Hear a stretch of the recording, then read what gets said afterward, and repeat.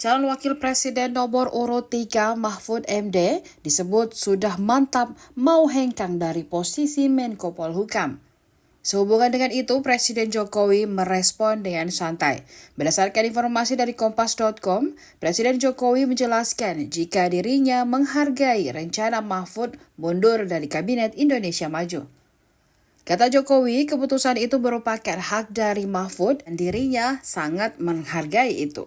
Hal itu disampaikan oleh Presiden Jokowi dalam kunjungannya di Klaten, Jawa Tengah pada Rabu 31 Januari 2024. Meski demikian, Presiden mengaku sampai saat ini dirinya belum mendapat laporan soal mundurnya cawapres nomor urut 3 tersebut.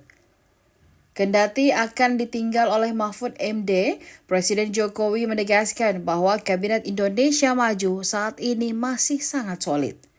Ditemui sebelumnya, Mahfud MD berencana mundur dari jabatan Menteri Koordinator Politik, Hukum, dan Keamanan Menko Polhukam. Ia mengatakan sudah menemui Menteri Sekretariat Negara Pratikno untuk menjadwalkan pertemuan dengan Presiden Joko Widodo. Tepatnya pada Rabu 31 Januari 2024 saat Mahfud belusukan di Lampung, ia mengaku telah siap menyerahkan surat pengunduran dirinya kepada Presiden Jokowi.